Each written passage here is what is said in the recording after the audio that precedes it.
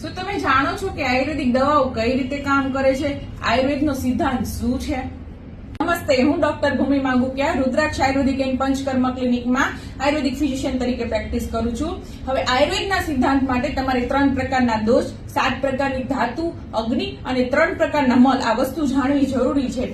જેમાં 3 પ્રકારના દોષ વાત, પિત્ત, કફ, 3 પ્રકારના મલ જેની અંદર પુરીશ એટલે કે સ્ટૂલ, યુરિન એટલે કે પેશાબ અને સ્વેટિંગ એટલે કે પરસેવો, આ 3 અને 7 પ્રકારની ધાતુ જેમાં રસ, રક્ત, માંસ, મેદ, અસ્થિ, મજ્જા, શુક્ર અને એક અગ્નિ.